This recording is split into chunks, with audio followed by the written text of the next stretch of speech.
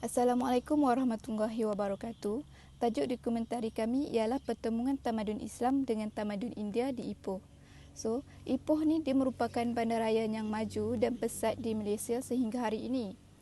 Bandaraya Ipoh ini mengekalkan identiti sejarahnya melalui bangunan-bangunan lama.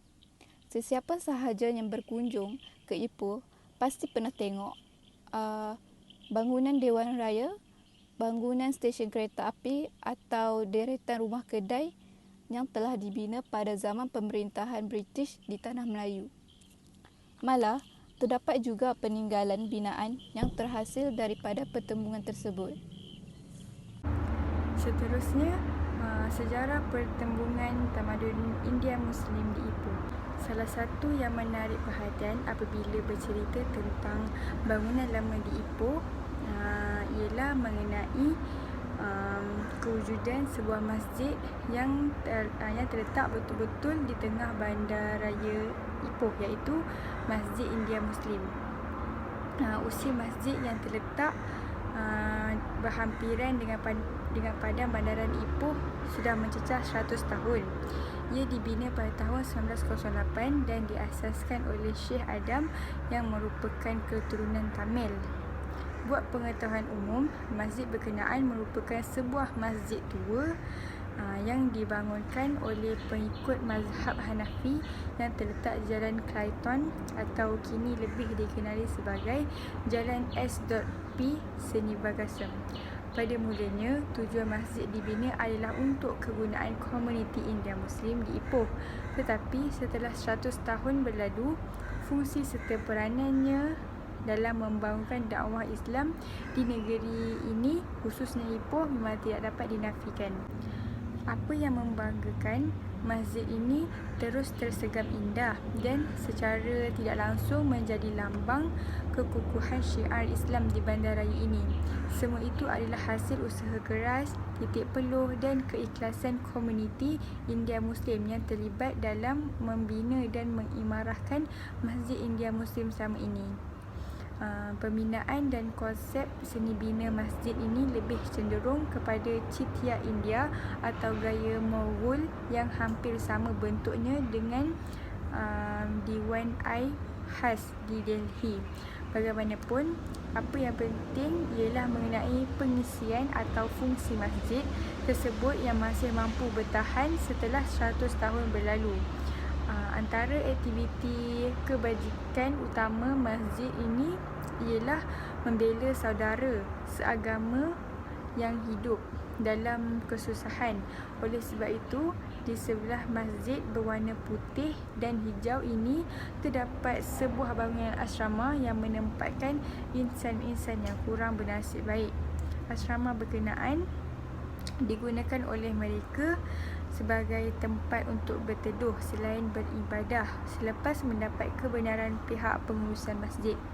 Salah seorang individu penting di sebalik kejayaan Masjid India Muslim ini bertahan lama ialah pengurusi jawatan kuasa masjid, iaitu Datuk Taslim Muhammad Ibrahim Al-Hajj. Beliau yang merupakan tokoh korporat yang berjaya begitu tegas dalam memainkan peranan untuk membela golongan fakir miskin di seluruh negara. Antara aktiviti kebajikan utama ini ialah membela saudara seagama. Di sebelahi masjid tersebut terdapat sebuah asrama yang menempatkan insan-insan kurang baik. Untuk pengetahuan kita, antara perniagaan tersohor di Malaysia oleh masyarakat India Muslim yang mungkin kita tahu adalah Maidin, Habib Jewels, Kayu Nasi Kandar, Pelita Samudara dan Kumpulan Berkat. Okey, terima kasih. Assalamualaikum. Saya Nurwali Adina binti Yana Razmi. Ini giliran saya pula untuk menerangkan dan menguraikan tentang sumbangan kaum India Muslim kepada masyarakat. Yang pertama ialah Masjid Panglima Kinta, yang merupakan sebuah masjid yang terletak di dalam daerah Ipoh, Perak, Malaysia.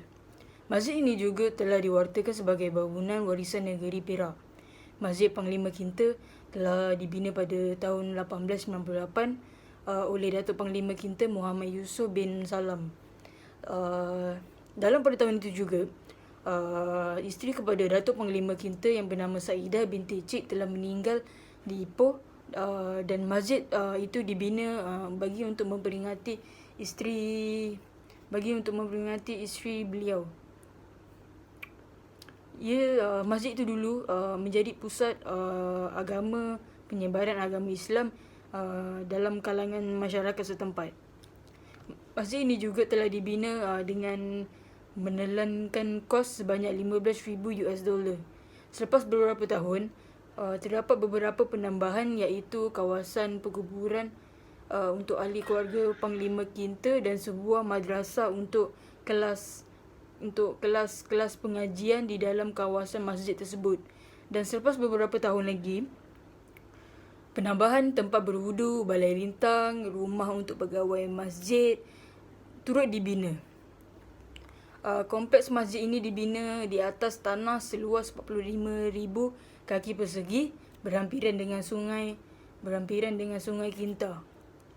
Masjid ini telah diwartakan sebagai bangunan warisan pada tahun 2012 oleh Jabatan Warisan Negara.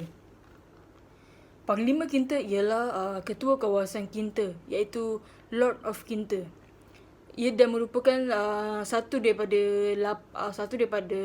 8 orang besar. Panggilan penuh bagi Datuk Panglima Kinta ialah orang kaya-kaya Panglima Kinta Seri Amar Bangsa Diraja.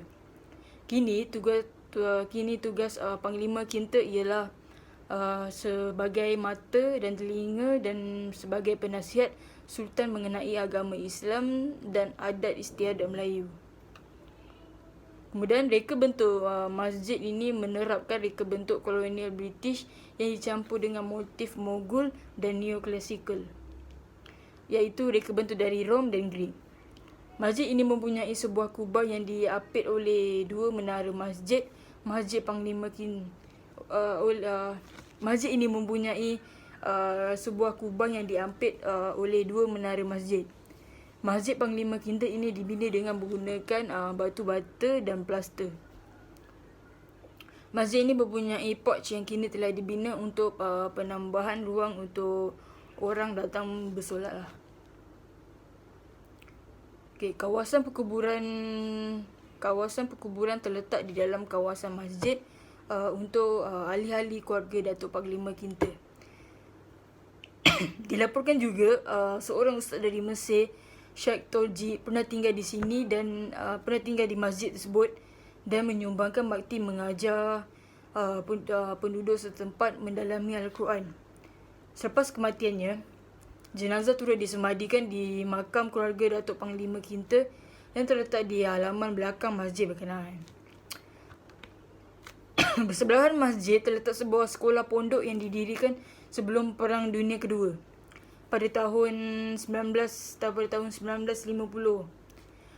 Fakih Ghazali bertindak memulakan semula Madrasah Kamaliyah sebagai sekolah Arab, juga pusat pengajian Islam pertama di Ipoh.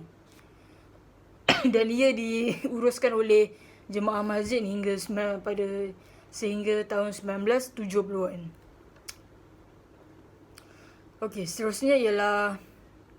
Sumbangan seterusnya ialah restoran India Muslim atau lebih mesra dipanggil Mama. Pada masa kini, restoran ini telah banyak menambat hati masyarakat apabila ramai yang lebih gemar untuk makan di restoran ini dan dijadikan sebagai tempat lepak bagi generasi muda atau tua. Dan mungkin tidak keterlaluan untuk mengatakan bahawa ianya sudah menjadi sebahagian daripada gaya hidup masyarakat terutamanya di Malaysia lah.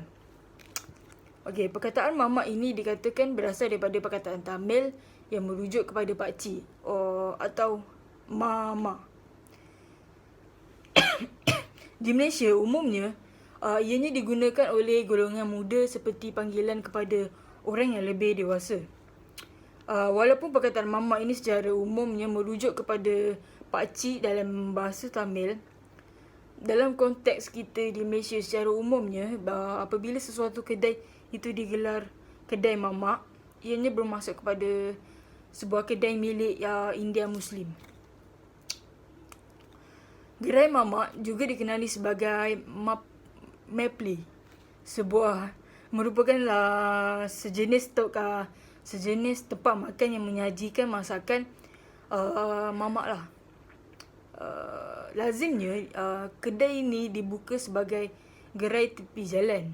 Sebilangan pengendali gerai mamak zaman moden telah mengembangkan perniagaan mereka sehingga menjadi penubuhan seakan-akan restoran atau kafe, kedai mamak lah, yang mempunyai beberapa cawangan. Gerai mamak diminati rakyat Malaysia sebagai tempat istirahat kerana pilihan makanan dan minuman yang pelbagai, yang macam-macam. Lazimnya gerai sebegini dibuka 24 jam sehari lah. So dikira macam setiap hari buka, tak ada tutup. Hampir tiada jenis tempat makan yang lain setanding dengan gerai mamak dari segi kepentingan budaya, kecuali kopitiam. Antara contoh sajian yang ada di gerai mamak ni biasanya ialah roti canai, nasi lemak, murtabak, mi goreng, nasi kandar, dan yang paling famous adalah teh tarik. Okay. Masyarakat India Muslim Malaysia adalah antara golongan masyarakat yang paling rajin bekerja dan mempunyai cita-cita keusahawan yang tinggi lah. Golongan ini juga boleh dikatakan sebagai golongan masyarakat yang mempunyai paling ramai majikan dalam kalangan mereka. Okey, akhir sekali ialah Imam dan Khimah, iaitu sebuah persatuan India Muslim Malaysia, iaitu singkatannya IMAM. Merupakan sebuah organisasi NGO yang memperjuangkan nasib kaum India Muslim di Malaysia sejak beberapa lama. Setelah itu, Kongres India Muslim Malaysia, iaitu KIMA, merupakan sebuah parti politik yang ditubuhkan pada 1977 untuk mewakili kepentingan masyarakat India Muslim di Malaysia. KIMA pernah menyertai gabungan parti-parti politik pembangkang iaitu Angkatan Perpaduan Ummah, iaitu APU, dan Gagasan Rakyat GR pada tahun 1990 hingga 1996 pada masa yang sama. Namun, kemudian KIMA telah berubah haluan dan mendakwa 80,000 yang menjadi ahli KIMA berhasrat untuk menyertai Barisan Nasional semenjak 1944 lagi. Tetapi penyertaan ini perlu mendapat sokongan daripada kesemua parti komponen, terutamanya Kongres India Malaysia, iaitu MIC, dan Pertubuhan Kebangsaan Melayu Bersatu UMNO, kerana ahli KIMA mungkin juga berasal dari MIC atau UMNO. Penyertaannya telah mendapat tentangan hebat daripada MIC. Kemusykilan status orang India Muslim, bukan Melayu dan bukan Bumiputera juga menjadi sekatan kepada bantahan penyertaan, sehingga mendorong KIMA sanggup meluluskan usul tuntutan orang India Muslim diberi status Melayu dan sanggup untuk menerima parti KIMA dijadikan sebagai gabungan UMNO untuk menjadikan sebahagian dari BN, walaupun ianya dianggap mustahil. KIMA juga pernah menjadi sebahagian daripada Angkatan Perpaduan Ummah, iaitu APU, gabungan parti-parti pembangkang Islam iaitu Parti Islam Se-Malaysia, iaitu PAS, Parti Melayu Semangat 46, Barisan Jemaah Islamiah Se-Malaysia, iaitu Berjasa, dan Parti Hizbul Muslimin Malaysia, HAMIM. Pada tahun 1990, KIMA berjaya merampas kerajaan negeri Kelantan, walaupun KIMA tidak bertanding sebarang kerusi di dalam pilihan raya umum pada masa itu. Pada tahun 2008 pula, kemelut kepimpinan melihat timbalan presidennya Amir Hamzah Ella Piche yang dipecat daripada KIMA oleh presidennya Datuk Syed Ibrahim bin Kadir, mendakwa dirinya presiden dan mencadangkan pergabungan KIMA dengan Parti Kongresif Penduduk PPP, sebuah parti komponen BN. Pada tahun 2019 pula, sekali lagi krisis dalaman melihat KIMA mempunyai dua presiden setelah mesyuarat agung yang ke-33 dipertikaikan kesahihannya, serta Muhammad Fazil William Abdullah, pengerusi khidmah wilayah persekutuan disingkir. Okey, permohonan khidmah untuk menjadikan sebahagian ahli bersekutu UMNO telah diterima oleh Majlis Tertinggi UMNO pada 27 Ogos 2010. Dengan kelulusan ini, khidmah kini menikmati status pemerhati di dalam semua mesyuarat bahagian dan Perhimpunan Agung UMNO.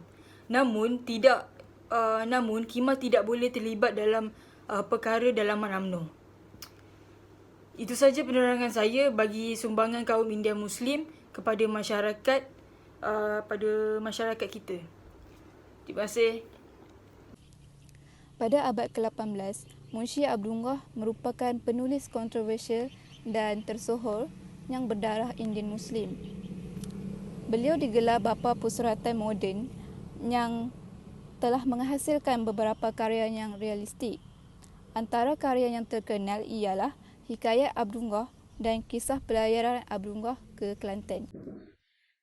Assalamualaikum, nama saya Nur Atika Syaridah binti Muhammad Badri. Saya akan menceritakan tentang perniagaan yang dimajukan dan dibangunkan oleh masyarakat India Muslim di negara kita.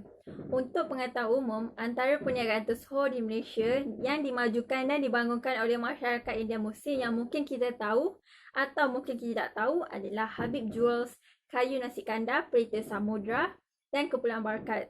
Kejayaan besar pelopor bisnes seperti Kayu Nasi Kandar, Pelita Samudra, Habib Jewels, Maidin dan Kepulauan Barakat sering menjadi tanda tanya di kalangan peniaga. Kejayaan besar perniagaan India Muslim di Malaysia sering dikagumi kerana kemampuan mereka menjadikan perniagaan sebagai strategi menukar cara hidup pengguna. Budaya niaga India Muslim tidak tertumpu pada ringgit dan sen sahaja. Budaya niaga yang menjadi budaya hidup warisan keluarga ini mempunyai teras yang lebih kuat dan mahal nilainya berbanding mencari untung semata-mata. Seperti yang kita tahu, masyarakat India Muslim telah menurunkan perniagaan mereka kepada generasi yang akan datang. Contohnya seperti kedai mamak ataupun perniagaan restoran India Muslim yang lain. Mereka membangunkan restoran mereka dan menurunkan perniagaan mereka kepada generasi yang baru supaya mereka lebih mempelajari cara-cara selok-belok perniagaan India Muslim. Pada pendapat saya, sumbangan masyarakat India Muslim di Malaysia sangat bernilai kerana impak yang besar dari segi ekonomi dan budaya. Contohnya dengan kewujudan kedai mamak. Restoran India Muslim yang dikenali sebagai kedai mamak. Istilah mamak telah meluas digunakan di Malaysia. Meski pada hemat saya, ia mungkin kurang manis untuk disebut, mamak memang perkataan yang sering kita guna dan rasanya sudah mesra dengan budaya setempat. Perkataan mamak berasal daripada istilah bahasa Tamil untuk bapa saudara sebelah ibu atau mamak.